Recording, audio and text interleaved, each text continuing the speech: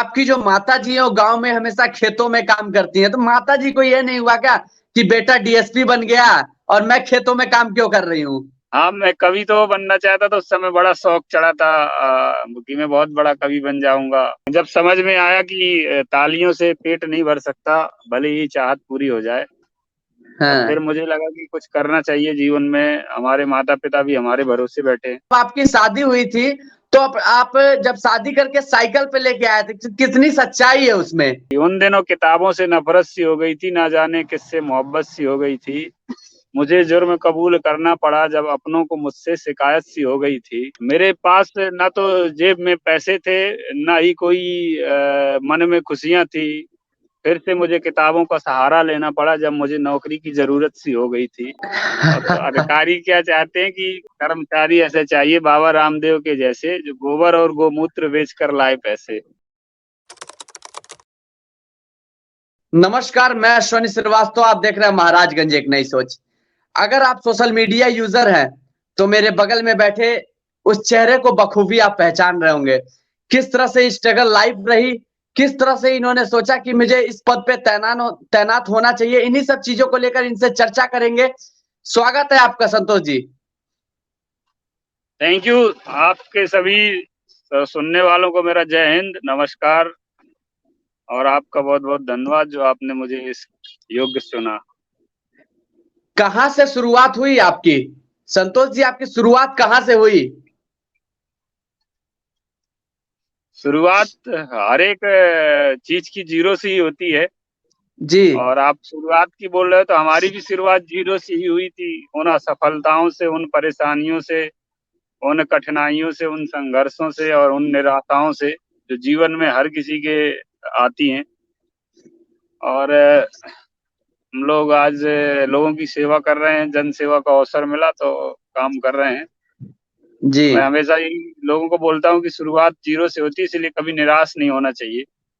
क्योंकि जब जीरो होगा फिर उसके बाद एक आएगा, दो आएगा। तो हमें ये चीजें सीखना चाहिए। तो हम्म। सभी की शुरुआत जीरो से ही होती है फिलहाल। जी। अच्छा, सुनने में ये भी आया था कि आप कवि भी बनना चाहते थे। हाँ, मैं कवि तो बनना चाहता था। उस समय बड़ा शौक चढ़ा था कि मैं बहुत बड़ा कवि बन जाऊंगा। और हाँ। लेकिन ठीक है कि वो बड़ा एक ऐसा क्षेत्र है जिसके लिए आप में हुनर, बहुत अच्छा हुनर चाहिए उसमें। आप में प्रखर वक्ता होना चाहिए और थोड़ा बहुत मार्गदर्शन भी चाहिए। वो आसानी से नहीं हो सकता। जी। वो चीजें थी नहीं, लेकिन थोड़ा नया नया जोश था, जुनून था, तो लग रहा था हम कुछ भी कर सकते हैं, कर लेंगे। लेकिन वो संभव नहीं हुआ।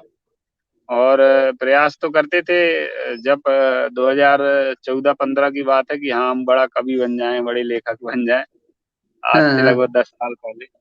लेकिन उस हम्म। क्षेत्र में ज्यादा कुछ नहीं हुआ। थोड़ा बहुत लोग तालियां बजा देते थे, तारीफ कर देते थे, तो लगता था अरे हम तो बहुत बड़े अच्छे हैं।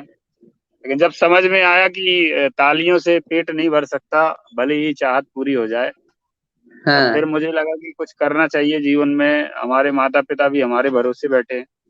और बिना हाँ। अर्थ की मजबूती के आप कुछ नहीं कर सकते, बिना फाइनेंस सपोर्ट के। तो फिर हमने फिर से किताबों का सहारा लिया हाँ। और फिर से आए उसी।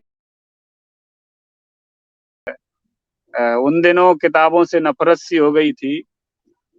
उन दिनों किताबों से नफरत सी हो गई थी, जो आप बोल रहे हो ना कविताओं वाला, उसी समय जी। था, ऐसा जी। कुछ हुआ था कि उन दिनों किताबों से नफरत सी हो गई थी, ना जाने किससे मोहब्बत सी हो गई थी। मुझे जुर्म कबूल करना पड़ा जब अपनों को मुझसे शिकायत सी हो गई थी। और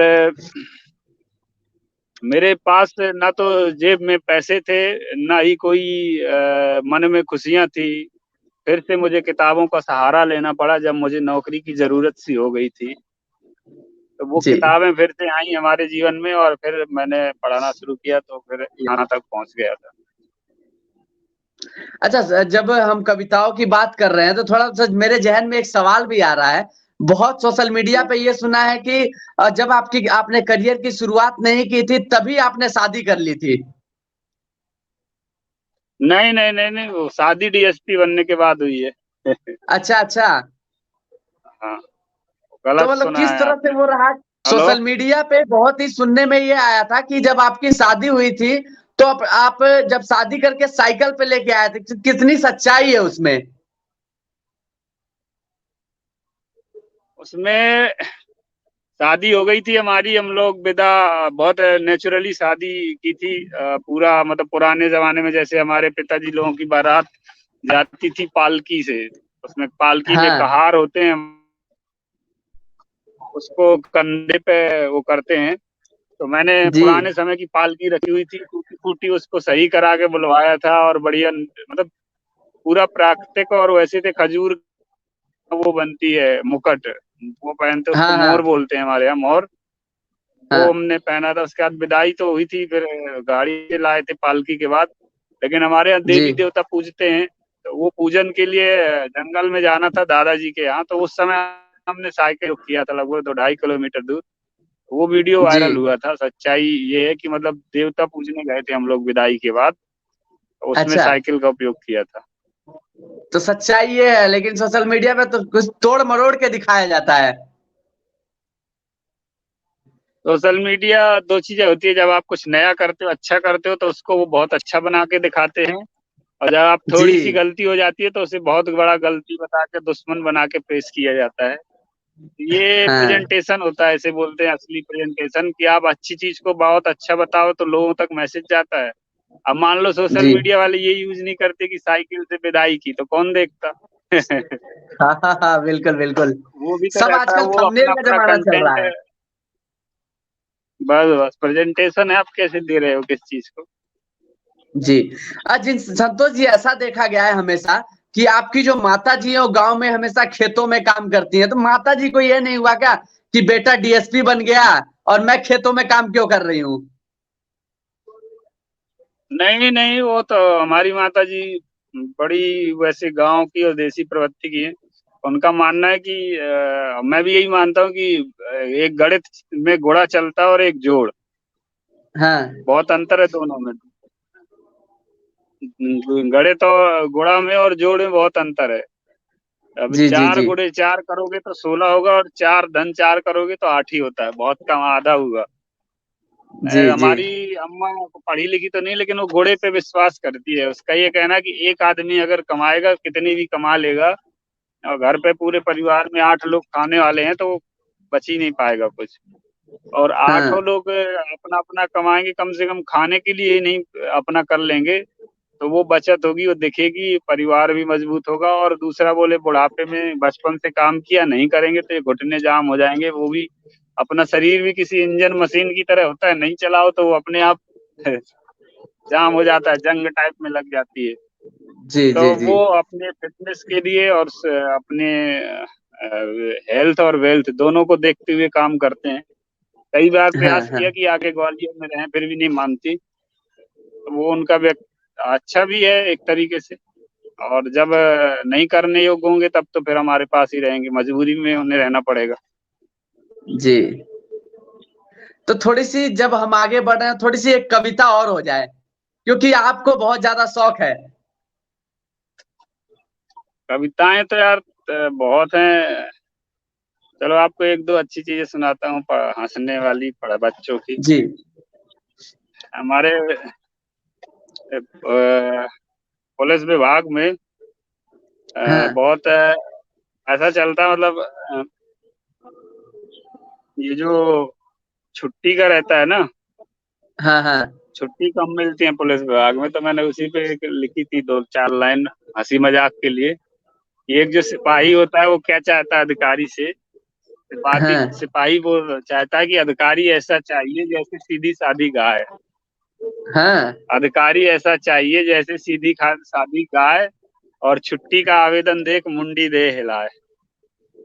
और तो अधिकारी क्या चाहते हैं कि कर्मचारी ऐसा चाहिए बाबा रामदेव के जैसे, कर्मचारी ऐसा चाहिए बाबा रामदेव के जैसे, जो गोबर और गोमूत्र बेच कर लाए पैसे।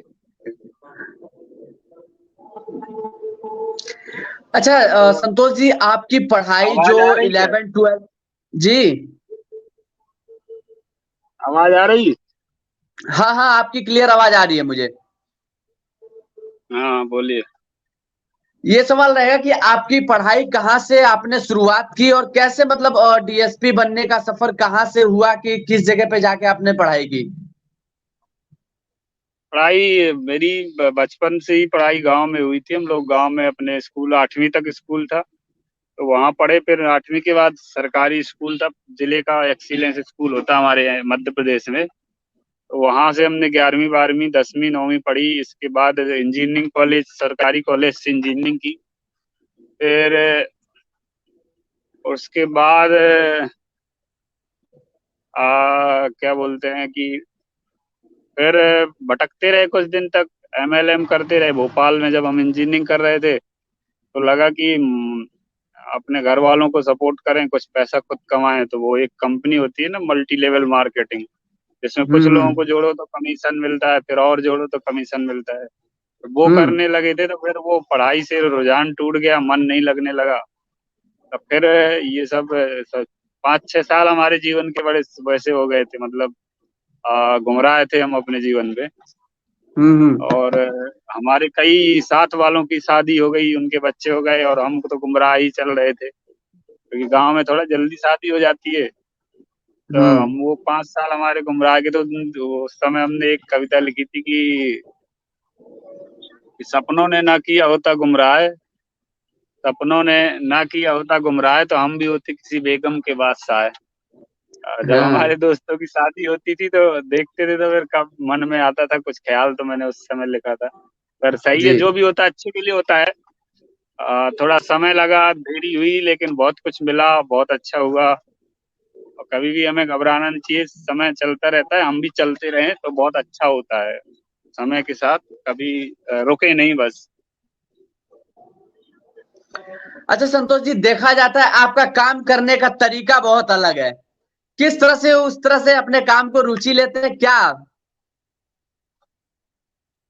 देखिए, मैंने कहीं सुना था, जब मैं मार्केटिंग करता था ना, उस समय मोटिवेशन सिखाया जाता था। उसमें हाँ। मोटिवेशन ये होता है, गंजे को कंघी बेचने जैसा काम रहता है। जी। तो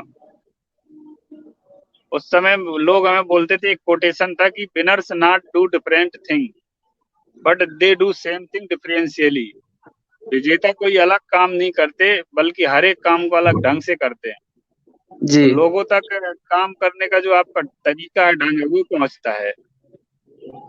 हम जैसे हम रास्ते पे चल रहे, किसी को गाड़ी पे बैठा लिया, ठीक है, क्या लिफ्ट नहीं देते? क्या लोग देते हैं, लेकिन एक पुलिस गाड़ी में बैठना, किसी को प्रेम से ले जाना, वो लोगों को थोड़ा अलग ढंग लगा। लोगों को लगा अरे ऐसा भी होता है क्या, क्योंकि पुलिस की गाड़ी में आरोपी बैठते हैं, या फिर पुलिस कई बार रूड व्यवहार होता है, कई बार देखा लोगों ने, तो लोगों के मन में उनके नेगेटिव वो रहता है।